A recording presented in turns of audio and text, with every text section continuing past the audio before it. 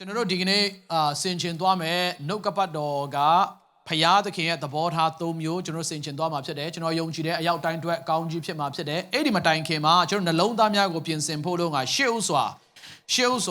ကျမ်းစာထဲမှာကောင်းသောမြေဆိုတာကိုကောင်းသောမြေလို့ပြောတဲ့အခါမှာယုံကြည်သူများအားလုံးနားလည်စေချင်တယ်ကောင်းသောမြေလို့ပြောတဲ့အခါမှာကိုယ်တိုင်လှုပ်ယူလို့ရတာဖြစ်တယ်အဲ့ဒီကောင်းသောမြေကအဲ့ဒါကကိုယ့်ရဲ့နှလုံးသားမြေကိုပြောတာဖြစ်ပါတယ်အဲ့ဒါကြောင့်ရှင်မာကုခန်းကြီး၄အခန်းငယ်20ကိုရှေ့ဥစွာ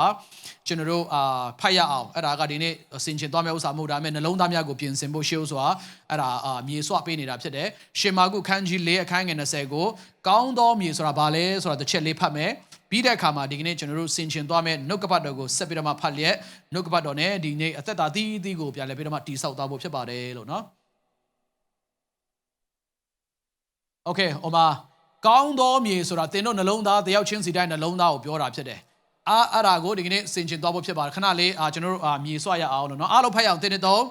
ကောင်းသောမြေ၌ကျဲခြင်းအကြောင်းအရာကတရားစကားကိုကြား၍ခံယူသဖြင့်အစ30အစ60အစ100ပွားများ၍အသီးသီးတတ်သည်ဟုဆိုလိုသည်ကောင်းသောမြေဆိုတာနှုတ်ကပတ်တော်ကြားပြီးတော့မှကြားနာခံယူသောကြားနာသောနှုတ်ကပတ်တော်ကိုယုံကြည်စွာနဲ့ဝန်ခံယူသောနှလုံးသားအသက်တာကိုနှုတ်ကပတ်တော်ကကောင်းသောမြေလို့ပြောတာဖြစ်တယ်ဟာလေလုယာပြန်ပြောမယ်ကောင်းသောမြေဆိုတာကြားသောနှုတ်ကပတ်တော်ကိုယုံကြည်ခြင်းနဲ့ခံယူပြီးတော့မှအသက်ရှင်လျှောက်လန်းဖို့လို့ငါဆုံးဖြတ်သောအသက်တာကိုနှုတ်ကပတ်တော်ကကောင်းသောမြေလို့ပြောတာဖြစ်ပါတယ် Praise the Lord အဲ့ဒါကြောင့်ကျွန်တော်နောက်နဲ့ယေရှုရဲ့လိုက်ဆိုစေခြင်းနဲ့ကျွန်တော်နှလုံးသည်ကောင်းသောမြေဖြစ်တယ်ကြောက်တွေဖယ်ထားတယ်စူးတွေရှင်းထားတယ်လူတကာနေတဲ့လမ်းမြေမဟုတ်ဘူးမြေဩဇာအပြည့်နဲ့ကောင်းသောမြေဖြစ်တယ်အာမင်ဟာလေလုယာကိုယ့်ရဲ့ရင်မှာကိုယ့်ရဲ့နှလုံးသားပေါ်မှာကိုယ့်ရဲ့လက်ကိုအုပ်ပြီးတော့မှယေရှုပြည့်ပြန်ပြီးတော့မှလိုက်ဆိုပေးပါအောင်အရောက်ချင်းစီတိုင်းနှလုံးသားသည်ကောင်းသောမြေဖြစ်တယ်အဲ့ဒါကြောင့်ယေရှုပြည့်လိုက်ဆိုပေးပါအောင်ငါနှလုံးသည်ကောင်းသောမြေဖြစ်တယ်ကြောက်တွေဖယ်ထားတယ်စူးတွေရှင်းထားတယ်လူတကာတက်နေတဲ့လမ်းမြေမဟုတ်ဘူးမြေဩဇာအပြည့်နဲ့ကောင်းသောမြေဖြစ်တယ်ဘုရားရှင်ကိုလက်ခုပ်တီးပြီးတော့မှချီးမွမ်းရအောင် Praise the Lord ကဲအခုချိန်မှာယောနာဝိတ္ထုခန်းကြီး1အငယ်1ကနေ4ကိုဖတ်ပြီးတော့မှဆင်ခြင်သွားဖို့ဖြစ်ပါတယ်လို့ကောင်းသောမြေဆိုတာနှုတ်ကပတ်တော်ကိုကြားပြီးတော့မှခံယူသောသက်တာကောင်းသောမြေဖြစ်ပါတယ်ယောနာခန်းကြီး1အငယ်1ကနေပြီးတော့မှ4ကိုဖတ်မယ်ဒီနေ့ရောက်တိုင်းကိုဘုရားသခင်စကားပြောမယ်လို့ကျွန်တော်လုံးဝယုံကြည်တာဖြစ်ပါတယ်လို့အားလုံးဖတ်ရအောင်ဒီနေ့တော့အမိတ်တဲဤသာယောနာသို့ရောက်လာသောထာဝရဘုရား၏နှုတ်ကပတ်တော်ဟူမူကားသင်ထ၍နိနဝေမြို့ကြီးသို့သွားပြီးလျှင်ချိန်ချောက်သောစကားနှင့်ကြွေးကြော်လော့ထိုမြို့ပြုသောဒုစရိုက်အဖြစ်သည်ငါရှေ့သို့တက်လာပြီဟုမိန့်တော်မူ၏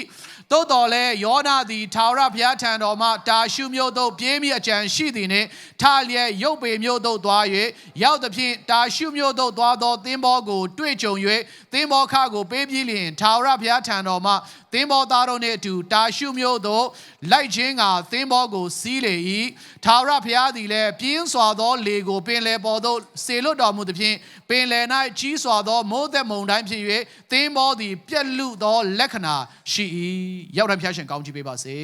အဖဖျားဒီနေ့ကိုတော့ပြောစေခြင်းတော့ကိုတော့လွတ်ခြင်းတော့နှုတ်ကပတ်တော်တိုင်းနှုတ်ရှာပါဇက်ကိုသုံးပြီးရောက်တိုင်းကိုစကားပြောပါကိုတော့ဖျားသခင်ဒီခေတ်ခါဒီခဲရင်ဆိုရတော့ကာလမှာအိုကိုတော့ဖျားကိုခါနဲ့လည်းနှုံချပါတယ်နွမ်းနယ်ပါတယ်အထူးသဖြင့်စိတ်နှလုံးတွေလည်းနာကျင်ခံစားပါတယ်အိုဝိညာဉ်လည်းနွမ်းနယ်ပါတယ်ကိုတော့ဖျားထိုရအားလုံးနှုတ်ကပတ်တော်အဖြစ်ကိုတော့ဖျားလန်းဆန်းစေပါကြမ်းပါစေပါခွန်အားအသစ်ပေးတော်မူပါဖျားအရောက်တိုင်းဘိုးလုံးကကောင်းကြီးဖြစ်စေလျက်လန်းဆန်းပေါ်ပါဝမ်းမြောက်စွာနဲ့နှုတ်ကပတ်တော်ကိုရရှိပြန်သွားစေပါမယ်အကြောင်းဝိညာဉ်တော်ဖျားကိုရောကိုနေရာပေးချိန်ပေးတယ်ကယ်တင်ရှင်သခင်ခရစ်တော်ရဲ့မြတ်သောနာမကိုလည်းဆုတောင်းအနံပါရဖဖျားသခင်အာမင်မထိုင်သေးပဲနဲ့အားလုံးအပြုံးရွှင်ဆုံးနဲ့ shalom ဆိုပြီးတော့ပတ်လည်းနှုတ်ဆက်ရအောင် amen praise တော့အားလုံးပြန်ထိုင်ရအောင်ယေရှုအများကြီးတင်တယ်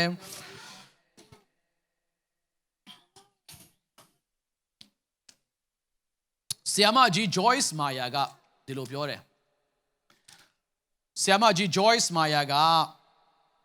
God works and speak you through your spirit and Satan works through your flesh လို့ပြောတယ် solo ချင်တာကဖယားသခင်ကတင့်ရဲ့ဝိညာဉ်ထဲကနေပြီးတော့မှအလုတ်လုပ်ပြီးတော့မှစကားပြောတာဖြစ်တယ်စာရန်ကတော့တင့်ရဲ့အသွေးအသားစန္ဒကိုအခြေပြုပြီးတော့မှအလုတ်လုပ်တာဖြစ်တယ်လို့ပြောတာဖြစ်တယ်ဒီကနေ့ယုံကြည်သူများဒီဟာလေးကိုဆင်ခြင်စေချင်တာဖြစ်တယ်ဒီကနေ့ဖယားသခင်ဒီတင့်ရဲ့ဝိညာဉ်ထဲမှာစကားပြောပြီးတော့မှသူ့ရဲ့အလိုတော်တိုင်းအသက်ရှင်စေခြင်းတော့ဖယားသခင်ဖြစ်တယ်တို့ပေမဲ့လည်းများစွာသောအချိန်မှာယုံကြည်သူတွေကဘာအသံကိုတာ၍နားထောင်လက်ရှိတယ်လဲဆိုတဲ့အခါမှာအသွေးအသားစန္ဒရဲ့အသံကိုကျွန်တော်တို့ကနားထောင်လိုက်လျှောက်လက်ရှိတာကိုကျွန်တော်တွေ့ရတာဖြစ်တယ်အဲ့ဒါကြောင့်ဖယားသခင်ရဲ့စကားပြောခြင်းဝိညာဉ်ထဲ၌စကားပြောသောအရာကိုတာ၍နားထောင်နားစွန့်ပြီးတော့မှအဲ့ဒီစကားသံအတိုင်းယုံကြည်ခြင်းနဲ့ဆက်ပြီးတော့မှအသက်ရှင်လျှောက်လန်းသောသူများဖြစ်ဖို့အရောက်တိုင်းဖျားရှင်ထူကောင်းကြည့်ပေးပါစေဒီနေရာမှာဖယားသခင်ကယုံကြည်သူများနဲ့စကားပြောတဲ့အခါမှာပြောလက်ပြောထလှုပ်လက်လှုပ်ထရှိတဲ့နိယာမ၃မျိုးပုံစံ၃မျိုးအကြောင်းဒီနေ့ဆင်ခြင်သွားဖို့ဖြစ်တယ်ဖယားသခင်ရဲ့သဘောထား၃မျိုးလို့လည်းကျွန်တော်ယူဆောင်လာတာဖြစ်ပါတယ်ဒီကျမ်းဒီဝိတ္ထုကျမ်းတွေဆိုတာကလူတွေရဲ့ဘဝအဖြစ်အပျက်ကိုရေးထားတာဖြစ်တယ်by the way ကျွန်တော်တို့ကျမ်းစာထဲမှာဝိတ္ထုကျမ်းဘယ်နှကျမ်းရှိလဲဝိတ္ထုကျမ်းဘယ်နှကျမ်းရှိလဲ3ကျမ်းလား4ကျမ်းလားဘယ်နှကျမ်းရှိလဲ5ကျမ်းရှိပါတယ်နော်လက်ညိုး3ချောင်းထောင်လို့3ချောင်းမဟုတ်3ကျမ်းမဟုတ်ဘူးကျွန်တော်တို့ကျမ်းစာထဲမှာဝိတ္ထုကျမ်းတွေဆိုတာကယောဘဝိတ္ထုအတ္တထာဝိတ္ထုရုတဝိတ္ထုသမန္တောဝိတ္ထုယောနာဝိတ္ထုဝိတ္ထုကျမ်း5ကျမ်းရှိပါတယ်အဲ့ဒီဝိတ္ထုကျမ်း5ကျမ်းစလုံးကလူတွေရဲ့အသက်တာမှာလက်တွေ့ကြုံရသောအရာတွေကိုရေးထားပြီးတော့မှယုံကြည်သူတွေရဲ့နှစ်စဉ်အသက်တာကိုမိမောင်းထိုးပြီးတော့မှကျွန်တော်ပြုပြင်ပြင်ဆင်ပြီးတော့မှယဉ်ကျက်သောအသက်တာနဲ့ကျွန်တော်တာရွေးခြေလမ်းဖို့လို့ငါဘုရားသခင်ကကျွန်တော်တို့အကောင်းဆုံးပြင်ဆင်ထားသောကျမ်းစာတွေဖြစ်တယ်ဆိုတာကိုရှေးဥစွာနားလည်ဖို့အရေးကြီးတာဖြစ်တယ်အဲ့ဒါကြောင့်ဒီနေရာမှာလဲဘုရားသခင်ကယောနာနဲ့ပတ်သက်ပြီးတော့မှစကားပြောထားတဲ့ဥစ္စာတွေတုံသင်ထားတဲ့ဥစ္စာတွေကကျွန်တော်ရဲ့အသက်တာမှာအကောင်းဆုံးဖြစ်တာဖြစ်တယ်အဲ့ဒါကိုကျွန်တော်ဆင်ခြင်သုံးသပ်သွားဖို့ဖြစ်တယ်ဆိုတာကိုရှေးဥစွာအားပေးချင်တာဖြစ်ပါတယ်လို့နံပါတ်1တစ်ချက်ကပါလဲဆိုတော့အသံတော်ဘုရားသခင်အမြဲတမ်းအသံတော်နဲ့ရှေးဥစွာစကားပြောတော့ဘုရားသခင်ဖြစ်တယ်ပြီးရင်ဒုတိယဘာနဲ့စကားပြောတယ်လဲဆိုတဲ့အခါမှာလက်ရတော်နဲ့စကားပြောတော့ဘုရားသခင်ဖြစ်တယ်ပြီးရင်တတိယတစ်ချက်နဲ့နောက်ဆုံးချက်မှာဘာနဲ့စကားထပ်ပြောတယ်လဲဆိုတော့ဂယုနာတော်နဲ့စကားပြောတော့ဘုရားသခင်ဖြစ်တယ်ဟာလေလုယာကျွန်တော်ကိုယ်ကွယ်သောဘုရားသခင်ကြီးကောင်းမြတ်လွန်သောဘုရားသခင်ဖြစ်တယ်ဆိုတာကိုအားလုံးကိုမြင်စေချင်တာဖြစ်တယ်ဘုရားသခင်ကြီးကျွန်တော်တို့ထင်တဲ့အတိုင်းစိုးရုံပြီးတော့မှအမြဲတမ်းခေါင်းခေါက်တဲ့ဘုရားသခင်မဟုတ်ဘဲနဲ့အမြဲတမ်းဂယုနာတော်နဲ့အဆုံးသတ်သောဘုရားသခင်ဖြစ်တယ်အဲ့ဒါကြောင့်ယေရှုပြကျွန်တော်တို့လိုက်ဆိုစေချင်တယ်အသံတော်နဲ့စကားပြောသောဘုရားလက်ရတော်နဲ့စကားပြောသောဖယားဂယုနာတော်နဲ့စကားပြောသောဖယားပရမတ်ချက်အသံတော်နဲ့စကားပြောတဲ့အကြောင်းကိုဒီနေ့ဆင်ခြင်သွားဖို့ဖြစ်ပါတယ်လို့အငယ်1နဲ့2ကိုပြန်ထိုးပေးပါအငယ်1နဲ့2မှာဘယ်လိုလာတယ်လဲဆိုတော့အမိတ်တဲဤသားယောနာတို့ရောက်လာတော့အမိတ်တဲအမိထိုင်အင်္ဂလိပ်လိုအမိထိုင်ဆိုတဲ့အဓိပ္ပာယ်က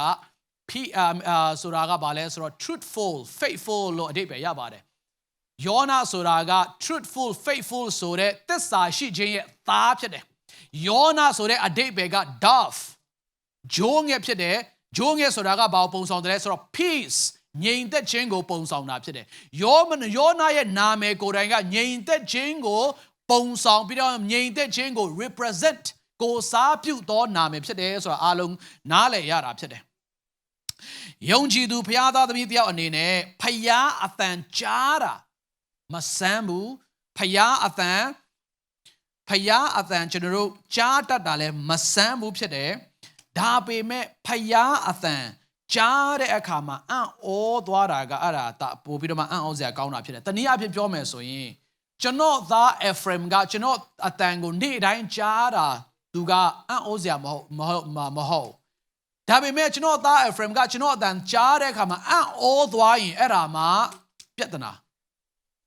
ပြန်ပြောမယ်ဖယားသားသမီးတွေကဖယားအသံကြားတာကအံ့ဩစရာမဟုတ်ဘဲနဲ့ကြားတဲ့ဖယားအသံပေါ်မှာအသက်ရှင်ခြင်းကတာ၍မြတ်တာဖြစ်တယ်ဆိုတာရှေးဥစွာနားလည်စေချင်တာဖြစ်တယ်အရောက်တိုင်းဖျားရှင်စကားပြောပါစေဖယားစကားကြားပါတယ်တဲ့ဖယားစကားပြောတဲ့အတိုင်းဘလောက်ထိလက်တွေ့ လိုက်လျှောက်တယ်လေဆိုတာဒါအရေးကြီးတာဖြစ်တယ်ဒီနေရာမှာယောနာကိုဘုရားသခင်ကနံပါတ်1တစ်ချက်မှာဘာနဲ့စကားပြောတယ်လဲဆိုတော့အသံတော်နဲ့စကားပြောတော့ဘုရားသခင်ဖြစ်တယ်ကျွန်တော်အစမှာပြောပြီးဘုရားသခင်ကကြမ်းတမ်းသောဘုရားမဟုတ်ဘုရားသခင်ကဆူးရှသောဘုရားမဟုတ်ဘုရားသခင်ကခက်ထန်သောဘုရားလည်းမဟုတ်ဘုရားသခင်သူ့ရဲ့သားသမီးတွေကိုနှုတ်ညံ့သိမ်မွေ့စာအသံတော်နဲ့အမြဲတမ်းရှေ့ဆိုစကားပြောတော့ဘုရားသခင်ဖြစ်တယ်အသံတော်လို့ပြောတဲ့အခါမှာဟိုမှာကြားလိုက်ဒီမှာကြားလိုက်မဟုတ်ဘူးအများအားဖြင့် 99% နှုတ်ကပတ်တော်နဲ့အမြဲတမ်းစကားပြောတော်ဘုရားသခင်ဖြစ်တယ်ဟာလေလုယာဟာလေလုယာအိမ်မက်တွေကနေလည်းစကားပြောမှာပါ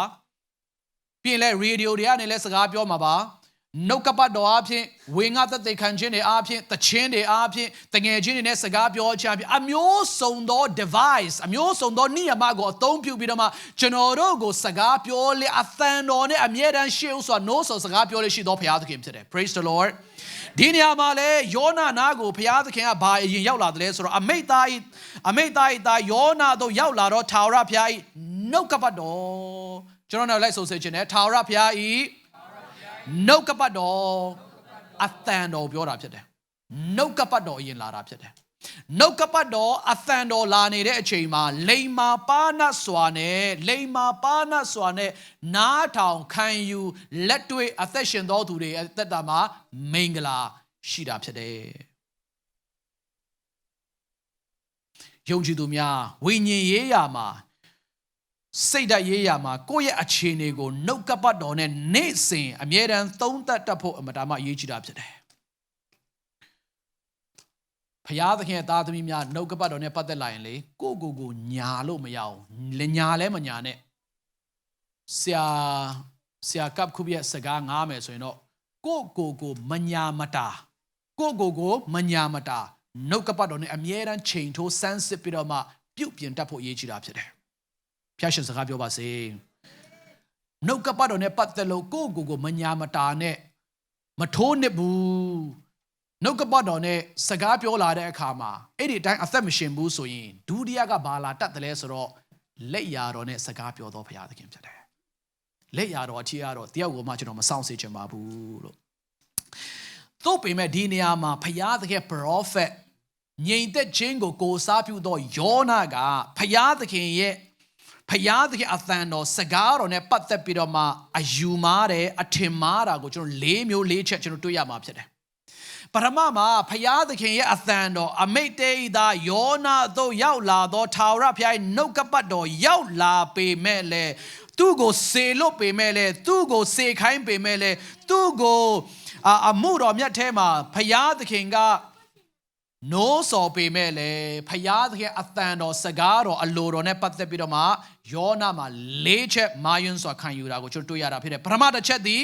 ယောနာမှာဖယားသခင်အလိုတော်နဲ့ပတ်သက်လို့အမြင်မှာအထင်မှာအယူမှာတာကိုကျွန်တော်တွေ့ရတာဖြစ်ဘာကြောင့်လဲဖယားသခင်ကယောနာကိုခေါ်ပြီးတော့မှနိနဝေမြို့တို့သွားပါလို့ပြောတဲ့အခါမှာယောနာကကိုတော်မားနေပြီကိုတော်လူမားနေပြီနော်ပြောတာဘာကြောင့်လဲသိလားနိနဝေမြို့ဆိုတာကအဆီးရီးယားလူမျိုးတွေရဲ့မြို့ဖြစ်တယ်အဆီးရီးယားလူမျိုးတွေဆိုတာကဘိုးစင်ပေါင်းစေဣသေလလူမျိုးတွေရဲ့ရန်သူနိုင်ငံရန်သူလူမျိုးတွေဖြစ်တယ်အဲ့ဒါအကြောင်းရန်သူမြို့ရန်သူနိုင်ငံမှာသွားပြီးတော့မှကယ်တင်ခြင်းလွတ်မြောက်ခြင်းနဲ့ပတ်သက်ပြီးတော့မှတည်င်းစကားသွားပြောခိုင်းတာလူအနေနဲ့ယောနာကြည့်တဲ့အခါမှာကိုတော်မားနေပြီလူမားနေပြီအဲ့ဒါကျွန်တော်တို့ဂျူးလူမျိုးမဟုတ်ဘူးတခြားလူမျိုးကြီးအထင်မှားတယ်ယောနာပထမချက်အနေနဲ့ဖယားသခင်အလိုတော်နဲ့ပတ်သက်ပြီးတော့မှအထင်မှားတယ်ဒုတိယဖယားသခင်ဤစကားတော်ဖယားသခင်အသံတော်နဲ့ပတ်သက်ပြီးတော့မှယောနာမှာမာယွန်းသောအယူရှိတယ်ယုံကြည်သူများတစ်ချက်လေးနားထောင်စေချင်တယ်သင်ရဲ့အသက်တာမှာကျွန်တော်ရဲ့အသက်တာမှာဖယားသခင်အသံတော်နဲ့စကားပြောလာပြီဆိုရင်လေယုံကြည်သူတော်များများကအဲ့ဒါကိုကျွန်တော်တို့ကရွေးချယ်လို့ရသော optional တခုအနေနဲ့ကျွန်တော်ထင်တတ်တယ်မဟုတ်ဖယားသခင်ကသင်ကိုစကားပြောပြီးဆိုရင်ကျွန်တော်ကိုစကားပြောပြီးဆိုရင်အဲ့ဒါကျွန်တော်တို့မှာရွေးစရာမရှိဘူးလိုက်ပြီးတော့မှနာခံလက်တွေ့လိုက်လျှောက်ဖို့ပဲဖယားသခင်ကကျွန်တော်ကိုမျှော်လင့်တာဖြစ်တယ်ဟာလေလုယာဟာလေလုယာဖယားသခင်ရဲ့အသံတော်မှာကျွန်တော်တို့အတွက် optional ရွေးချယ်စရာမရှိဘူး yes and amen ပဲရှိတယ်ဟုတ်ကဲ့ကိုတော့လုံပါပဲဒါပဲရှိတယ်ဟာလေလုယာယောနာကအဲ့ဒါမဟုတ်ဘဲနဲ့ဘုရားသခင်အတန်တော်လာတဲ့အခါမှာ तू လှုပ်ချင်လှုပ်မယ်မလှုပ်ချင်မလှုပ်ဘူးဆိုတော့ optional တွေနဲ့ထင်နေတာဖြစ်တယ်ထင်တဲ့အခါမှာဘာလုပ်တယ်လဲ ဘာလို့တလဲထွက်ပြေးတယ် optional တင်လို့ယုံကြည်သူများတခါတလေဖျားသခင်အတန်တော်ကကျွန်တော်တို့အတွက်ခက်ခဲမယ်တခါတလေဖျားသခင်အတန်တော်လာတဲ့ခါမှာကျွန်တော်တို့အတွက်ကြမ်းတမ်းမယ်တို့ပေမဲ့လေဒီအလဲမှာကျွန်တော်နာခံလိုက်လျှောက်အသက်ရှင်တဲ့အခါမှာခရစ်တော်ကဲ့သို့သောကြီးပွားရင်ကျက်လာသောခရိယန်အသက်တာကျွန်တော်ပိုင်ဆိုင်လာမှာဖြစ်တယ်ဟာလေလုယာဟာလေလုယာဖယားသခင်ကသင်ကိုကျွန်တော်ကိုမျှော်လင့်တာခရစ်တော်ကဲ့သို့တာ၍တဖြည်းဖြည်းရင့်ချက်ကြီးထွားပြီးတော့မှခရစ်တော်တဲ့တရံကဲ့သို့တဖြည်းဖြည်းတူလာဖို့လို့ကဖယားသခင်ကျွန်တော်ကိုမျှော်လင့်တာဖြစ်တယ်ဘယ်အပေါ်မှာလဲအတန်တော်ကိုကြားပြီးတော့မှအတန်တော်တိုင်းလက်တွေ့အသက်ရှင်လိုက်လျှောက်နာခံခြင်းနဲ့ကျွန်တော်ခက်ခဲပေမဲ့လဲကြမ်းတမ်းပေမဲ့လဲဒီအပေါ်မှာလိုက်လျှောက်တဲ့အခါမှာရင့်ချက်ကြီးထွားသောအသက်တာတို့ခြေလမ်းရတာဖြစ်တယ်ရောက်တဲ့ဖယားရှင်စကားပြောကောင်းချီးပေးပါစေတတိယတစ်ချက်မှာယောနာမှာဘာအမရှိတယ်လဲဆိုတော့ဖယားမပါတဲ့ဂျုံတွေ့ဖြစ်ပျက်နေတဲ့အခြေအနေပေါ်မှာသုံးသပ်မှာတယ်ဘယ်လိုသုံးသပ်မှာတယ်လဲဆိုတဲ့အခါမှာဖယားသခင်ကသူ့ကိုနိနဝေမြို့ကိုသွားခိုင်းတယ်သို့ပေမဲ့လည်းယောနာကတာရှုမြို့ဘက်ကိုထွက်ပြေးဖို့ကြံစီတဲ့အခါမှာဘာဖြစ်လဲသင်းဘောအစင်သင်းဖြစ်တယ်တိကက်အစင်သင်းဖြစ်တယ်သင်းဘောအခန်းလဲပြင်ဆင်ထားတယ်အကုန်လုံးအခြေအနေကဟန်နေတာတကယ်တော့ကျွန်တော်တို့ဒီကျမ်းစာကိုလေ့လာတဲ့အခါမှာအဲ့ဒီနိနဝေသင်းဘောတွေဆိုတာက3နှစ်မှတစ်ခါပဲကမ်းဆိုင်တာဖြစ်တယ်လို့ကျွန်တော်ရာဇဝင်ချုပ်တွေမှာဖတ်ရင်ကျွန်တော်သိရတာဖြစ်တယ်ရှောလမုန်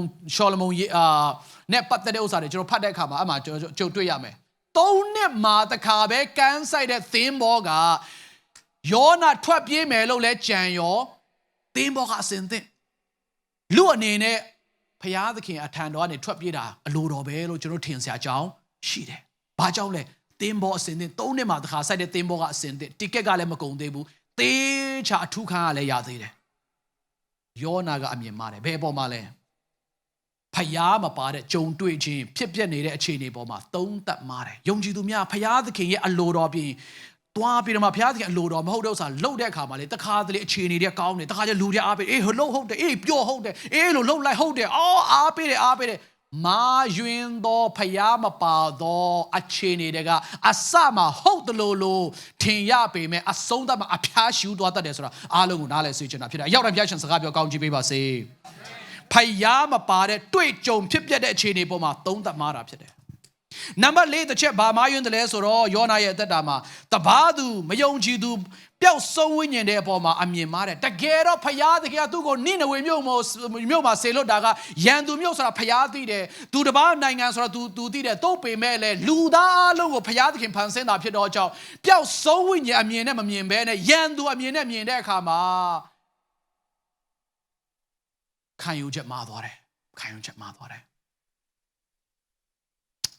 ပြန်ပြောမယ်ယောနာကဖယားသခင်အသံတော်လာတဲ့အခါမှာဖယားသခင်အလိုတော်နဲ့ပတ်သက်ပြီးတော့မှအထင်မှားတယ်အသံတော်အထင်မှားတယ်အခြေအနေကိုသုံးသပ်မှားတယ်သူတစ်ပါးပေါ်မှာအမြင်မှားရှိတဲ့အခါမှာဒီမာယွန်းချက်၄ချက်ကြောင့်ယောနာရဲ့အသက်တာမှာမလိုအပ်တဲ့အရာ၄မျိုးကြုံရတယ်လိုက်ပြီးတော့မှမှတ်ပြီးတော့မှရေးစေချင်တယ်အရင်ရေးကြည့်တာဖြစ်တယ်Bible study လိုမျိုးလဲသွားချင်တယ်နော်အထက်ကဒီ၄မျိုးမားယွင်းတဲ့အခါမှာယောနာရဲ့ဘဝမှာဒီအရာ၄မျိုးထပ်ပြီးတော့မှဆုံးရှုံးရတယ်ပြန်ပြောမယ်အပေါ်ကအရာတွေမားယွင်းတဲ့အခါမှာဘဝမှာ၄မျိုးထပ်ပြီးတော့မှဆုံးရှုံးရတယ်နံပါတ်1အတန်တော်ဆုံးရှုံးရတယ်ကျွန်တော်ဒါကျေးဇူးပဲလိုက်ဆိုစေချင်တယ်အတန်တော်ဆုံးရှုံးရတယ်ယုံကြည်သူများသိချာနားထောင်စေခြင်းနဲ့ဘုရားသခင်ကတင့်ကိုကျွန်တော်ကိုယုံကြည်သူသူ့ရဲ့သားသမီးတွေကိုနေ့တိုင်းစကားပြောချင်သောဘုရားသခင်ဖြစ်တယ်နေ့တိုင်းစကားပြောနေသောဘုရားသခင်လည်းဖြစ်တယ်ဘယ်ပေါ်မှာလဲနှုတ်ကပတ်တော်ပေါ်မှာသိချာလက်တွေ့ဆင်ခြင်စေခြင်းနဲ့ဘုရားသခင်အလိုတော်တိုင်းအသက်ရှင်တဲ့အခါမှာလေပုံမှန် devotion ယူတိုင်းကျွန်တော်ပုံမှန်ကျမ်းစာဖတ်တဲ့အခါမှာဘုရားသခင်ဖွင့်ပြခြင်းတာတိန်ဆို wifi မိတို့တိန်ဆိုမြည်လာတယ်ဒါပေမဲ့အလိုတော်မဆောင်တော့ဘူးကိုယ့်ရဲ့အသွေးသားဆန္ဒကိုပဲဥစားပြုပြီးတော့မှဆောင်လာပြီးတော့မှကိုယ်အလိုအတိုင်းအသက်ရှင်လာပြီဆိုရင်လေကျမ်းစာဖတ်ရင်လေဝတ္ထုဖတ်တယ်လို့ပဲဘာဖွင့်ပြခြင်းမှမရှိတော့အတန်တော်မလာတော့နားလေကြားရလားမသိဘူးနော်ကျမ်းစာနေ့တိုင်းဖတ်ပြီးတော့မှ devotion ပုံမှန်ယူတော်သူများကနားလည်မှာပါဒီကိစ္စယောနာကအပေါ်က၄ချက်မာယွန်းတဲ့အခါမှာ၄ချက်ထပ်ပြီးတော့မှဘဝမှာဆုံးရှုံးရတယ်နံပါတ်1အတန်တော်ဆုံးရှုံးသွားတယ် အမိတ်သေးတာယောနာတို့ရောက်လာတော့ထာဝရဘုရားနှုတ်ကပတ်တော်အသံတော်လာနေတော့မှစကားနားမထောင်ဘဲနဲ့နိနဝေမြို့ကိုထွက်ပြေးတဲ့အခါမှာအသံတော်နောက်ထပ်မလာတော့အသံတော်မလာတော့ဘဝမှာဘုရားအသံတော်မလာရင်ဘာအသံပဲလာမလဲဆိုတော့နတ်ဆိုးအသံပဲလာမယ်အသွေးသားအသံပဲလာမယ်လူတွေရဲ့စကားအသံပဲကြားရတော့မှာဖြစ်တယ်လူတွေရဲ့စကားအနတ်ဆိုးအတန်နဲ့အသွေးသားစန္ဒရဲ့အတန်ကကျွန်တော်တို့တီးဆောက်စရာမရှိဘူးကျွန်တော်တို့ကောင်းချီးမင်္ဂလာမပေးဘူးဖယားအတန်တော်ကသာလဲကျွန်တော်တို့ကောင်းချီးမင်္ဂလာရှိတာဖြစ်တယ်ဟာလေလုယာဟာလေလုယာနေ့ရက်စင်တိုင်းဘုရားသခင်အတန်တော်ကြားတတ်သောယုံကြည်သူများဖြစ်ဖို့ရောက်တဲ့ဘုရားရှင်ထူကောင်းချီးပေးပါစ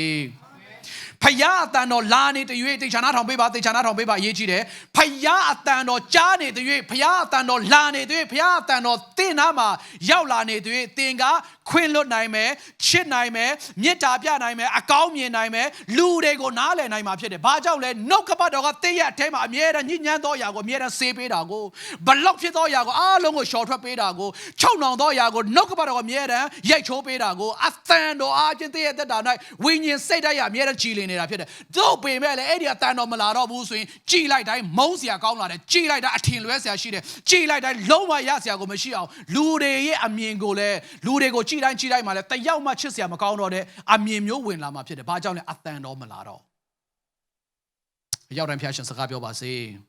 အဲ့ဒါကြောင့်ယုံကြည်သူများအသက်တာမှာအသံတော်ဆုံးရှုံးဖို့အယမ်းကြောက်စရာကောင်းတယ်ဖယားသခင်ရဲ့အလိုတော်ကိုအလွဲထင်ပြီးတော့မှဖယားသခင်ရဲ့အကြံစီတော်ကိုအလွဲထင်ပြီးတော့ဖယားသခင်အသံတော်ကိုအလွဲထင်ပြီးတော့မှဇာတိအတိုင်းအသက်ရှင်တဲ့အခါမှာနံပါတ်1ယောနာရဲ့အသက်တာမှာအသံတော်ဆုံးရှုံးတယ်အဲ့ဒါကြောင့်ကျွန်တော်အစမှာကျွန်တော်ပြောတဲ့ဥစ္စာပြန်ပြောမယ်ဆရာမကြီး Joyce Meyer ကအဲ့ဒါကြောင့်ပြောတာဖြစ်တယ် God works and speak you through your spirit and Satan works through your flesh စာရမဏေကတော့တင်းရဲ့အသွေးသားနေပြီးတော့မှအလုံးလုံးပြီးတော့မှတင်းကိုဖျက်ဆီးဖို့ကြံစီနေတာဖြစ်တင်းရဲ့သွေးသားစန္ဒတင်းရဲ့ဇာတိစန္ဒတင်းရဲ့မာနစန္ဒကနေပြီးတော့မှတင်းရဲ့ဘဝကိုဆွဲချဖျက်ဆီးဖို့လို့အလုံးလုံးပေးမဲ့လေဖယားသခင်ရဲ့အတန်တော်ကတင်းရဲ့ဝိညာဉ်ထဲမှာအမြဲတမ်းနှုတ်ကပတ်တော်အပြင်နိုးဆော်စကားပြောတော့ဖယားသခင်ဖြစ်တယ်အဲ့ဒီအတန်တော်ကိုတာ၍နားထောင်နာခံလိုက်လျှောက်တတ်ဖို့ရည်ကြည်တာဖြစ်တယ်ဟာလေလုယာဟာလေလုယာအရောက်တဲ့ဖယားရှင်စကားပြောကောင်းချီးပေးပါစေဒုတိယယောနာဘာထပ်ပြီးတော့မှဆုံးရှုံးရတယ်ဆိုတော့ဝိညာဉ်ခွန်အားအင်အားတောက်လောင်မှုတွေဆုံးရှုံးသွားရတယ်ပထမအချက်အသံတော်ဆုံးရှုံးသွားတယ်ဆိုတာကအငယ်လေးကိုပြောပါတယ်အငယ်လေးမှာထာဝရဘုရားသည်လည်းပြင်းစွာသောလေကိုပင်လေပေါ်သို့စေလွတ်တယ်အသံတော်မလာတော့ဘူးလက်ရတော့ပဲလားလေပဲလာတော့တယ်လေပြင်းမုန်တိုင်းလာတယ်ပင်လေလိုင်းတဘိုးတွေလာတော့တယ်အသံတော်မလာတော့လက်ရတော့ပဲလာတော့တာဖြစ်တယ်အသံတော်ဆုံးရှုံးပြီဆိုရင်ကြံတာမလာတော့ဘူးသူရဲ့လှုပ်ဆောင်ချက်ပဲ action ပဲလာတော့မှာဖြစ်တယ် action နဲ့စကားပြောတော့မှာဖြစ်တယ်ဒုတိယအချက်ဘာဆုံးရှုံးတယ်လဲဆိုတော့ဝိညာဉ်ခွန်အားအင်အားတောက်လောင်မှုတွေယောနာရဲ့သက်တာမှာဆုံးရှုံးသွားတယ်အငယ်9 B မှာလူတွေကအဲ့ဒီကြောက်ရွံ့မှုနဲ့လိုင်းတဘိုးနဲ့မုံတိုင်းတွေမှာလူတွေအော်ဟစ်ပြီးတော့မှသူတို့ဖျားအသီးသီးကိုတနေတဲ့အချိန်မှာယောနာကဝိညာဉ်ရေးမှာတောက်လောင်မှုတစ်ခုမှမရှိတော့တပြားမှမကြံတော့တဲ့အခါမှာတင်းပေါ်ဝန်းထဲမှာအိတ်နေတယ်တောက်လောင်မှုမရှိတော့တောက်လောင်မှုမရှိတော့ဝိညာဉ်ရေးရနဲ့ပတ်သက်လာပြီဆိုတဲ့မှာအာတီတာလည်းမရှိတော့တေချာနာထောင်ပေးနော်ဝိညာဉ်ရေးရနဲ့ပတ်သက်လို့တဲ့မှာဘာအာတီတာမှမရှိတော့ဘူးဘာအယတာမှမရှိတော့ပါဝင်လည်းမပါဝင်ခြင်းတော့ဘူးသွားလည်းမသွားခြင်းတော့ဘူးလှုပ်လည်းမလှုပ်ဆောင်ခြင်းတော့ဘူးဝိညာဉ်ရေးရနဲ့ပတ်သက်လို့အသင်းတော်ရေးရနဲ့ပတ်သက်လို့မစ်ရှင်လုပ်ငန်းရေးရနဲ့ပတ်သက်ပြီးတော့တဲ့မှာဘာဝန်တာမှမရှိတော့ဘူးဘာစာငတ်မှုမှမရှိတော့ဘူးဘာအာတီတာမှမရှိတော့ဘူးဘာတောက်လောင်မှုမှမရှိတော့ဘူးဆိုရင်တဲ့ရဲ့ဝိညာဉ်ရေးရာကအကြီးအကျယ်ကျဆင်းနေပြီဖခင်ရဲ့အလိုတော်ဘက်ကိုပြန်လှည့်ဖို့အချိန်ရောက်နေပြီဆိုတော့အားလုံးကိုအားပေးခြင်းနဲ့ရောက်တိုင်းဖခင်ရှင်စကားပြောပါစေအရောက်တိုင်းဖခင်ရှင်စကားပြောပါစေ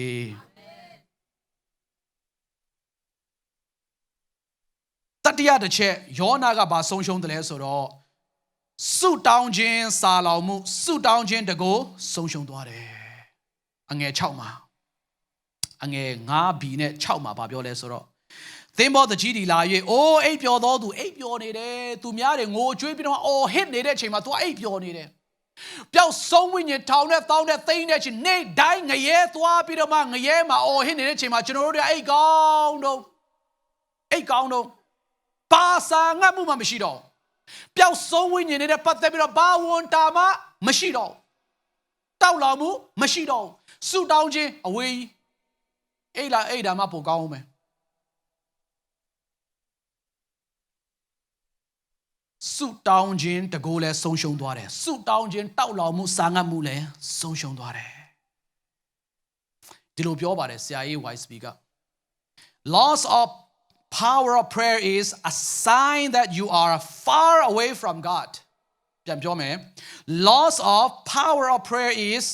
a sign that you are far away from God ဆုတောင်းခြင်းစာငတ်မှုဆုတောင်းခြင်းတောက်လောင်မှုသင်မှာဆုံးရှုံးသွားပြီဆိုရင်သင်ဒီဘုရားသခင်အလိုတော်အပြည့်အဝေးကြီးရောက်နေပြီဆိုတာကိုပြောတာဖြစ်တယ်တဲ့ဘုရားသခင်သားသမီးများတန်ရှင်းသူများဘုရားသခင်ရောက်တိုင်းကိုတဲ့တဲ့စကားပြောပါစေယုံကြည်သူများကျွန်တော်အမြဲတမ်းပြောတယ်ကျွန်တော်ရောက်ခါစားမှာတော့လေကျွန်တော်အသင်းတော်ကားစုပ်ကြီးနဲ့လိုက်ကြိုတယ်ကိုဝန်ကြီးနဲ့ခလေးတွဲလောင်းနဲ့တကုံတက်လာကြတာချီကျွန်တော်ဆူတောင်းကြတယ်အခုတော့ကိုပိုင်ကားလေးတွေကိုပိုင်အိမ်လေးတွေဇိမ်ခံကအကောင်းဆုံးလေးတွေနဲ့ကြိုက်တဲ့နေရာသွားလို့ရနေတဲ့အချိန်မှာဆူတောင်းတောက်ကြတဲ့ဆူတောင်းလဲမပေါ်လာနိုင်တော့ကျွန်တော်လိုက်ကြိုစရာမလိုအောင်ကိုယ်တိုင်ဘုရားသခင်လိုင်စင်တွေပေးနေပြီအကောင်းဆုံးကားတွေဘုရားသခင်စီးခွင့်ပေးနေပြီအကောင်းဆုံးအိမ်မှာနေပြီဘာဖြစ်လဲအေးလို့လွန်ခဲ့တဲ့၄နဲ့၅နှစ်လောက်တော့အေးတာမသိဘူးအကြီးကျယ်နင်းတော်ထဲမှာပဲတိုးတာခလေးတွေတွဲလောင်းနေတိုးတာအခုကြတော့အိမ်ထဲမှာအေးစစ်စစ်ပဲနှက်ပြီးမှအေးလို့စုမတောင်းတော့စုတောင်းခြင်းတောက်လောင်ခြင်းပျောက်သွားပြီကျွန်တော်အရန်ဝမ်းနေတယ်ဒီတိုင်းဆက်သွားမယ်ဆိုရင်ကျွန်တော်အကြိုင်းမခံဘူးယုံကြည်သူများအကြိုင်းမခံဘူး10နဲ့ကျွန်တော်ကြည့်မယ်10နဲ့မခံဘူးချိန်တာမဟုတ်ဝိညာဉ်ရေးရာ၌စုတောင်းခြင်းတောက်လောင်မှုပျောက်သွားရင်ကြံတာအကုန်လုံးလိုက်ပြီးတော့မှတွဲလိုက်ပါလာတော့မှာဖြစ်တယ်သင်ခံစားသောကောင်းချီးမင်္ဂလာကျွန်တော်ခံစားသောကောင်းချီးမင်္ဂလာသက်စာရှိဆိုတဲ့ဘုရားသခင်လုံးပန်ပြီးတော့ကိုတော်လုံးအော်နေလို့ဒီရတယ်ကျွန်တော်လက်တွေ့ခံစားနေရတာဖြစ်တယ်ဒီအော်နေချင်းဒူးထောက်ချင်းဘုရားသခင်ရှေ့တော်မှာကျွန်တော်အော်တဲ့အတန်ရှော့ဆုံးရှုံးသွားပြီးဆိုကြံတာနောက်ကနေတစ်ခုပြီးတစ်ခုပါလာတော့မှာဖြစ်တယ်ယုံကြည်သူများအရောက်တဲ့ဘုရားရှင်စကားပြောပါစေအရောက်တဲ့ဘုရားရှင်စကားပြောကောင်းချီးပေးပါစေဆုတောင်းခြင်းတကောဆုံးရှုံးပြီဆိုရင်ခွင့်လွတ်ခြင်းတကောလည်းဆုံးရှုံးလာမယ်တီးခံခြင်းတကောလည်းဆုံးရှုံးလာမယ်ချစ်ခြင်းတကောလည်းဆုံးရှုံးလာမယ်ကြံတာအကုန်လုံးနောက်ကနေလိုက်ပြီးတော့မှပါလာတော့မှာဖြစ်တယ်ယုံကြည်သူများကျွန်တော်ကအဆုံးရှုံးမခံနိုင်ဘူးယုံကြည်သူများအဆုံးရှုံးကျွန်တော်မခံနိုင်ဘူးကျွန်တော်လည်းအသွေးသားဆန္ဒနဲ့ကျွန်တော်အသက်ရှင်ရတာဖြစ်တယ်တခါတလေစိတ်ဆိုးတဲ့ချိန်ရှိတယ်ဘာလို့ဒီလိုပြောတာလဲဘာလို့ဒီလိုစိတ်ဆိုးတဲ့ချိန်ရှိဒါပေမဲ့ဖယားသခင်ရှေ့တော်မှာတိုးဝင်ပြီးတော့ဆုတောင်းတဲ့အခါမှာအဲ့ဒီစိတ်ဆိုးခြင်းတွေခွင့်မလွတ်ခြင်းတွေချီနှောင်ခြင်းအလိုလိုနဲ့အရေးပြောသွားတာဖြစ်တယ်ဟာလေလုယာဟာလေလုယာယုံကြည်သူများဆုတောင်းခြင်းတကိုကျွန်တော်ရှုံးလို့မရဘူးဆုတောင်းခြင်းတောက်လောင်မှုကျွန်တော်ပျောက်သွားလို့မရဘူးကျွန်တော်အခုဒီနေရာမှာထီးနှမ်းမှာကျွန်တော်နေနေတာမဟုတ်ဒီနိုင်ငံဒီလိုအခြေအနေက permanent မဟုတ်ဘူးအတိမဟုတ်ဘူးဖယားသခင်တစ်ချက်လေးကျွန်တော်တို့ကိုကြောလဲလိုက်ရင်လေကျွန်တော်ကတခါတည်းအမောင်ထဲမှာမီးမပါဘဲနဲ့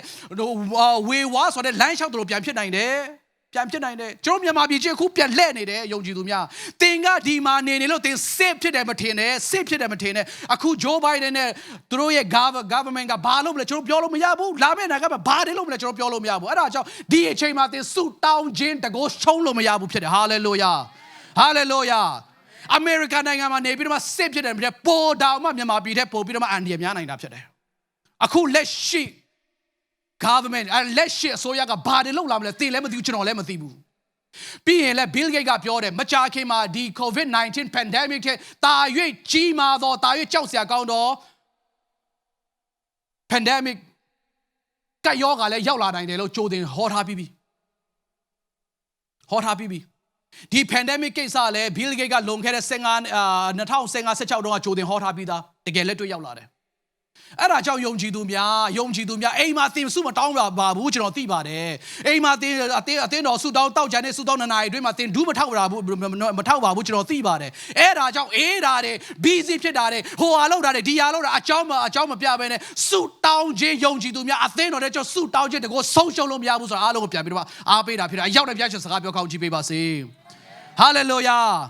ပြန်ပြောမယ်ဆုတောင်းခြင်းတကောဆုတောင်းခြင်းအရှိန်ကျလာပြီဆိုရင်ချစ်ချင်းမြတ်တာလည်းအသင်းတော်မှာကျလာမှာဖြစ်တယ်ဆုတောင်းခြင်းအရှိန်ကျလာပြီဆိုရင်အသင်းတော်မှာစီးလုံးခြင်းလည်းအရှိန်လည်းကျလာမှာဖြစ်တယ်ဆုတောင်းခြင်းအရှိန်ကျလာပြီဆိုရင်အသင်းတော်မှာညီညွတ်ခြင်းအရှိန်လည်းကျလာမှာဖြစ်တယ်တဖြည်းဖြည်းကွဲပြားပြီးတော့မှအသင်းတော်ကနေအလုံးလုံးချင်တဲ့ဘုရားသခင်လိုတော်ကအဝေးကြီးရောက်သွားမှာဖြစ်တယ်ဟာလေလုယာဟာလေလုယာဒီအမေရိကန်နိုင်ငံရောက်လာပြီးတော့တဖြည်းဖြည်းဝလာဖို့ရောက်လာတာမဟုတ်အမေရိကန်နိုင်ငံရောက်လာပြီးတော့မှ ကိုယ့်ရဲ့မိသားစုအရေးတက်နဲ့ပဲဘီးစီးနေဖို့ဖြစ်တင်ရောက်လာတာမို့ဖယားတကတီးတဲ့မျိုးစေ့အနေနဲ့အသင်ကိုရွေးခေါ်ရွေးနှုတ်ပြီးတော့မှဒီအမေရိကန်ကိုဖယားတကသူကတီးတဲ့ပို့ဆောင်ပေးတာဖြစ်တယ်ဟာလေလုယာUN နဲ့တစ်ဆက်အမေရိကန်အစိုးရကိုလိန်နိုင်လို့လ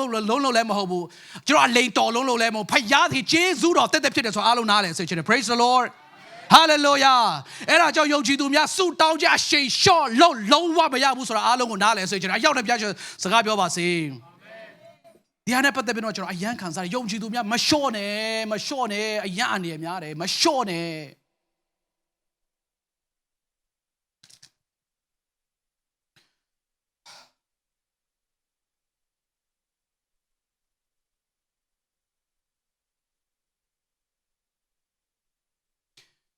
ဆုတောင်းခြင်းဆိုတာကတင်မပြောနဲ့ကျုပ်ကိုယ်ကွယ်တဲ့ခရစ်တော်ကိုယ်တိုင်လက်တွေ့ministry တစ်လျှောက်လုံးမှာလှုပ်ဆောင်ခဲ့တော်ရာဖြစ်တယ်ခရစ်တော်ဘုရားသခင်ကိုယ်တိုင်ရက်ပေါင်း40စာရှောင်တယ်ယုံကြည်သူများခရစ်တော်ကိုယ်တိုင်ရက်ပေါင်း40စာရှောင်တယ်မာကုခန်းကြီး1အခန်းငယ်7-73မှာခရစ်တော်ဘုရားကိုယ်တိုင် morning devotion morning မနေ့စောထားပြီးတော့ဆုတောင်းတယ်နောက်တစ်လျှောက်လုံးမှာသူရဲ့ ministry တစ်လျှောက်လုံးမှာမာကုခန်းကြီး1ငယ်35ခရစ်တော်ကိုယ်တိုင် overnight prayer တညလုံးဆုတောင်းခြင်းကိုတစ်လျှောက်လုံးမှာခရစ်တော်ကိုယ်တိုင်လက်တွေ့လုပ်တာဖြစ်တယ်လုကာခန်းကြီး6ငယ်7ခရစ်တော်ကိုယ်တိုင်အစာရှောင်တယ်ခရစ်တော်ကိုယ်တိုင် morning prayer လုပ်တယ်ခရစ်တော်ကိုယ်တိုင် overnight တညလုံးဆုတောင်းခြင်းကိုလက်တွေ့3နှစ်ကျော်လုံးလုပ်တယ်ဆိုရင်သင်နဲ့ကျွန်တော်တို့ဘာကြောင့်ပြင်းနေရမှာလဲယုံကြည်သူများနားရှိတော်သူမိတွေကကြားပါစေနားရှိတော်သူမိတွေကကြားပါစေနောက်ဆုံးချက်အနေနဲ့ယောနာရဲ့အသက်တာမှာဖယားသခင်အသံတော်လာနေတုန်းမှာအသံတော်နားမစွန့်ပဲနဲ့အသံတော်နားမထောင်ပဲနဲ့အသွေးသားဆန္ဒနောက်လိုက်သွားတဲ့အခါမှာ4ချက်ဆုံးရှုံးတယ်ပထမကအသံတော်ရှုံးတယ်ဒုတိယကဝိညာဉ်ခွန်အားရှုံးတယ်တတိယကဆုတောင်းခြင်းစာလောင်တောက်လောင်မှုတကိုးရှုံးတယ်အဲ့ဒီ3ချက်ဆုံးရှုံးသောကြောင့်နောက်ဆုံးမှာဘာဆုံးရှုံးသေးတယ်လဲဆိုတော့ပုံသက်သေဆုံးရှုံးတယ်ကျွန်တော်လိုက်ဆိုစေချင်တယ်ပုံသက်သေဆုံးရှုံးတယ်ယုံကြည်သူများသင်နဲ့ကျွန်တော်ကခရစ်တော်ရဲ့ပုံသဏ္ဍာန်ဘုရားသခင်ပုံသဏ္ဍာန်တော်နဲ့အညီဖန်ဆင်းသောယုံကြည်သူများဖြစ်တယ်ဟာလေလုယာသူ့ရဲ့ဘုန်းဆောင်ဖို့သူ့ရဲ့သဏ္ဍာန်တော်ကိုဆောင်ဖို့လို့ငါဘုရားသခင်ကျွန်တော်တို့ကောင်းချီးပေးထားတာဖြစ်တယ်ဒါပေမဲ့ဘုရားသခင်အလိုတော်ပြင်သွားပြီဆိုရင်ဘုရားသခင်အသံတော်နားမထောင်တော့ဘူးဆိုရင်ဘုရားသခင်ရဲ့အကြံစီတော်မလျှောက်လန်းတော့ဘူးဆိုရင်အသံတော်ဆုံးရှုံးမယ်ကျွန်တော်တို့ဝိညာဉ်ရေးရ၌ခွန်အားတွေဆုံးရှုံးမယ်ဆုတောင်းခြင်းတကိုးတွေဆုံးရှုံးမယ်နောက်ဆုံးမှာဘာဆုံးရှုံးရမလဲဆိုတော့ပုံသက်သေပါဆုံးရှုံးရမှာဖြစ်တယ်အဲ့ဒါဆိုကြံတာမရှိတော့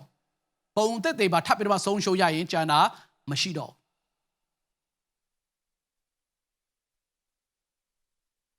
အငယ်ခွန်နဲ့30ကနေပြီးတော့တောက်လျှောက်တွေ့ရတာဖြစ်တယ်ပုံသက်သေအမတန်မှအရေးကြီးတာဖြစ်တယ်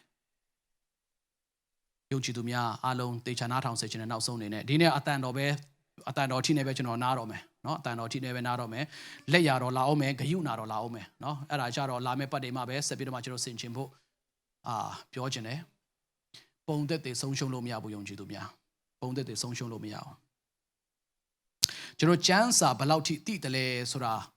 စာရမာနကကျွန်တော်တို့ကိုဂယုစိုက်တာမဟုတ်ဘလောက်ကျမ်းစာပေါ်မှာအသက်ရှင်ပြီးတော့မှအတန်တော်ကိုဘလောက်ထိနားစွန့်ပြီးတော့မှအတန်တော်တိုင်းအသက်ရှင်တယ်လဲဆိုတာပဲစာတန်ကကြောက်တာဖြစ်တယ်။ဒီအကိုကျွန်တော်ပြင်ဆင်ရင်းနဲ့ဆရာကြီးဥဘဦးရဲ့သက်သေခံတာကိုကျွန်တော်သွားသတိရမိတယ်။ဆရာကြီးဥဘဦးကတခါချင်းပြည်နယ်မှာသူနတ်ဆိုးမောင်းထုတ်ဖို့သွားတဲ့အခါမှာနတ်ဆိုးဝင်နေတဲ့အမျိုးသမီးကနတ်ဆိုးအများကြီးဝင်နေတာဖြစ်တယ်တဲ့။အဲ့ဒီအမျိုးသမီးကဆရာကြီးဥဘဦးကိုစိန်ခေါ်တာအမျိုး challenge လုပ်တာ तू လဲဘာလို့ရမှမသိဘူးဆရာကြီးဥပဝါအဲ့အချိန်မှာကျမ်းစာကိုအစအဆုံးအကျိန်100ကျော်ဖတ်ပြီးပြီဆိုတော့သူ့ရဲ့အသွေးသားပေါ်မှာမူတည်ပြီးတော့မှငါကျမ်းစာဖတ်နေပြီဆိုတာသူ့ကိုယ်သူစိတ်ချတာဖြစ်တယ်တဲ့အဲ့မှာစာရမာနကပြောပြီးအဲ့ဒီနတ်ဆိုးဝေတဲ့မျိုးသမီးကပြောပြီးကျမ်းစာပြိုင်မလားတဲ့ကျမ်းစာပြိုင်မလားလို့ပြောတော့ဆရာကြီးဘာလို့လဲ तू ကအစအဆုံးအကျိန်100ကျော်ဖတ်ပြီးပြီဆိုတော့ပြိုင်မယ်လို့ပြောခါနေနေတဲ့တန်ရှင်တော်ဝိညာဉ်တော်ဘုရားသခင်အချိန်မီတားတယ်မပြိုင်နဲ့တန်ရှင်တော်ဝိညာဉ်တော်ဘုရားသခင်ဆရာကြီးဥပဝဘာပြောလဲဆိုတော့နတ်ဆိုးတွေကကျမ်းစာအချိန်100ဖတ်တာမဟုတ်ဘူးအကုန်လုံးအလွတ်ရတာဖြစ်တယ်တဲ့ဟောနတ်ဆိုးတွေကကျမ်းစာကိုအလွတ်ရတာဒါမဲ့သူတို့ကကျမ်းစာတဲ့အသက်မရှင်ဘူး ယုံကြည်သူများသင်အလွတ်ရခြင်းမရခြင်းတဲ့သင်တိတလောက်မှတ်တလောက်အပေါ်မှာလက်တွေ့နာခံခြင်းနဲ့အသံတော်အပေါ်မှာကြားတဲ့အပေါ်မှာလက်တွေ့နာခံလိုက်လျှောက်ခြင်းကိုနတ်ဆိုးကပို့ပြီးတော့ကြောက်တာဖြစ်တယ်ဟာလေလုယာဟာလေလုယာအဲ့ဒါကြောင့်ယုံကြည်သူများအသံတော်လာနေတော့မှအသံတော်တိုင်းအသက်ရှင်လျှောက်လန်းတတ်သောသူအရေးကြီးတာဖြစ်ဖို့အရေးကြီးတာဖြစ်တယ်အာဗြဟံလည်းနှစ်ကြိမ်တိတိအသံတော်အပြင်ကနေရောက်တဲ့အခါမှာသူ့ရဲ့ testimony ပုံသက်သေပျက်စီးသွားတာဖြစ်တယ်ယောနာလည်းဒီမှာယောနာဆိုတာက dove ငြိမ်သက်ခြင်းကိုပုံဆောင်တာဖြစ်တယ်အမိတ်တဲ့အမိထိုင်ဆိုတာက faithfulness သက်စာရှိခြင်းမှန်ကန်ခြင်းရဲ့တာယောနာဒါမဲ့ဖျားသခင်အတန်တော်အပြင်ရောက်သွားတဲ့အခါမှာဖျားသခင်အတန်တော်ကိုနားမထောင်တဲ့အခါမှာအလိုတော်အပြင်ရောက်သွားတဲ့အခါမှာပုံသက်သေဆုံးရှုံးသွားတယ်တကယ်တော့ဂျူးလူမျိုးတွေဆိုဖျားသခင်လူယောနာဆိုဖျားသခင် prophet ယောနာဆိုဖျားသခင်အသုံးပြုတော်သူဖြစ်ပေမဲ့ဟိုမှာ hidden တွေကြားထဲမှာမယုံကြည်သူတွေကြားထဲမှာပုံရှိုးကွယ်ရှိုးတဲ့တင်းမောလေထဲမှာ तू ဟေးလူဟိုမှာလူတွေကတော့သူ့ကိုခေါ်ယူရတယ်ဆူတောင်းဖို့နိုးယူရတယ်လူတွေကသူ့ကိုတခုခုအော်ဟစ်ဖို့တောင်းဆိုရတယ်ပုံသက်သေမရှိတော့တကယ်တော့အရှိဆုံးကနေပြီးတော့မှ तू ကလူတွေကိုဥဆောင်ရမယ်ဘုရားသခင် prophet လူတွေကိုဟောပြောရမယ်ဘုရားသခင်လူဖြစ်ပေမဲ့လည်းဘုရားသခင်လူမဟုတ်တဲ့နတ် hidden တွေကမယုံကြည်တော့သူ့ကိုပြန်ပြီးတော့ဟောနေရတယ်ပုံသက်သေဆုံးရှုံးသွားတယ်ယုံကြည်သူများဘုရားသခင်အလိုတော်ပြင်ရောက်ရင်ပုံသက်သေပါဆုံးရှုံးပြီးတော့မှအသက်တာမှာရစရာမရှိဖြစ်တတ်တယ်ရစရာမရှိဖြစ်တတ်တယ်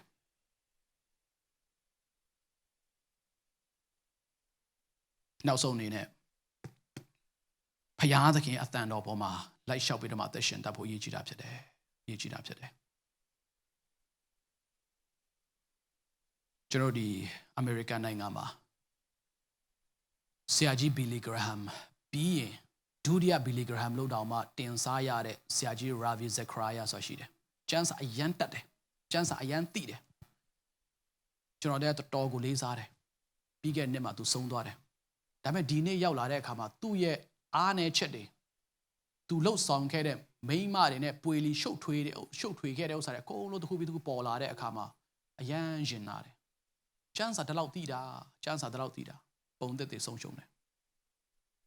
လူသားသေသွားတဲ့နာမည်ကပြက်ပြီးတော့မှကြံခဲ့တယ်နာမည်ကပြက်ပြီးကြံခဲ့တယ်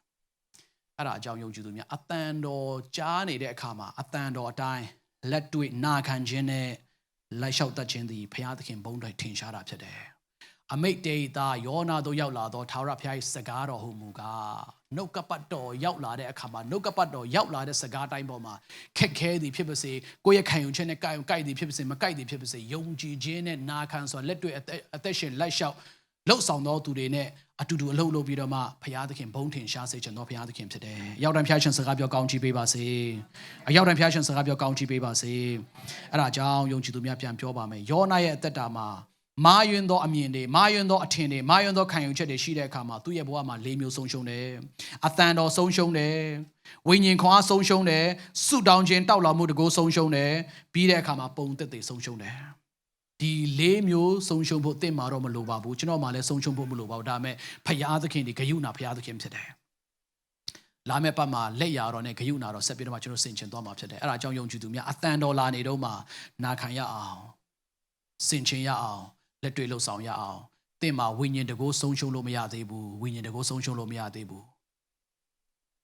ဆုတောင်းခြင်းတကိုးဆုံးရှုံးလို့မရသေးဘူးဆုတောင်းခြင်းပြင်းနေလို့မရသေးဘူးနောက်ဆုံးနေတဲ့ပြောခြင်းနဲ့ယုံကြည်သူများဆုတောင်းခြင်းပြင်းနေပြီဆိုရင်ဝိညာဉ်တကိုအရှိန်ရက်တက်နေပြီဆိုရင်ဒီဘဝနဲ့ဒီလောက်နဲ့ခြေနှက်ပါပြီကိုတော့လို့ပြောတာနဲ့အတူတူပါပဲဖြစ်တယ်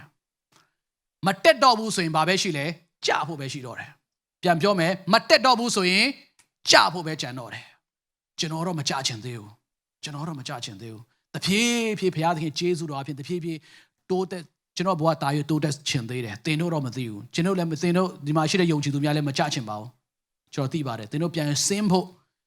ဘယ်သူမှမြန်မာပြည်ပြန်ပို့မယ်ဆိုရင်အထုပ်ဝမ်းမြောက်စွာနဲ့ထုတ်မဲ့လူတယောက်မှကျွန်တော်မမြင်ပါဘူးတာ၍ကောင်းစားချင်ကြတာဖြစ်တယ်တာ၍ဝမ်းမြောက်ချင်ကြတာဖြစ်တယ်တာ၍အစဉ်ပြေချင်ကြတာတာ၍ဘုရားသခင်ဘုလို့ငါတိုင်းလှုပ်ရှားချင်ကြတာကြီးပါပဲအဲ့ဒါကြောင့်ဝိညာဉ်ရှင်ရှော့လို့မရဘူးဆုတောင်းခြင်းတကိုရှုံးလို့မရဘူးပုံသက်တွေရှုံးလို့မရဘူးအသံတော်ရှုံးလို့မရဘူးဖြစ်တယ်ဟာလေလုယာဟာလေလုယာအဲ့ဒါကြောင့်ယုံကြည်သူများဒီခဲရင်ဆိုးရုပ်သောကာလ မြေတမ်းကျွန်တော်ပြောပါတယ်ကဘာကြီးကတော့တဖြည်းဖြည်းကောင်းလာတာတဲ့ပို့ပြီးတော့မှဆိုးလာမှာဖြစ်တယ်အဲ့ဒါကြောင့်ဒီကဘာကြီးရဲ့ရေစီးကြောင်းထဲမှာမျောပြီးတော့မှဖြစ်တဲ့အတိုင်းစစ်စစ်ပဲကိုရီးယားကားကြည့်လိုက်တရုတ်ကားကြည့်လိုက်မြန်မာဇက်လန်တွဲကြည့်လိုက်နော်ဟိုဟာလှုပ်လိုက်ဒီဟာလှုပ်လိုက်နဲ့ချော်လဲရောထိုင်မလှုပ်ပဲနဲ့မဖျားသခင်ဘို့လုံးအသက်ရှင်တော်သူဖြစ်ဖို့အရေးကြီးတာဖြစ်တယ်ဟာလေလုယာဟာလေလုယာဒီမှာ James ဇီမီသားစုမြဘယ်သူလဲတော့ကျွန်တော်မပြောချင်ဘူးသူခွန်အားရတဲ့ဇက်လန်တွဲတွေ share ကြတာဘယ်တော့မသွားတော့နော်အများပါလာလိမ့်မယ်နော်ဒီလောက်ထိပဲနားရအောင်နော်ဒီလောက်ထိပဲနားရအောင်အဲ့ဒါကြောင့်ယုံကြည်သူများအသံတော်ဆုံးရှုံးလို့မရဘူးအဲ့ဒါကြောင့်အသံတော်လာနေတော့မှလက်ရတော့မလာခင်အသံတော်လာနေတော့မှအသံတော်တိုင်းလက်တွေ့လိုက်လျှောက်ပြီးတော့ဘုရားသခင်ဘုန်းဆောင်တော်အသက်တာနဲ့ဆက်ပြီးတော့မှအသက်ရှင်ရအောင်ဆိုပြီးတော့မှဤများလောက်နဲ့တိုက်တွန်းခွန်အားပေးပါတယ်အရောက်တိုင်းဘုရားရှင်ထူကောင်းချီးပေးပါစေအားလုံးမတည့်ရအောင်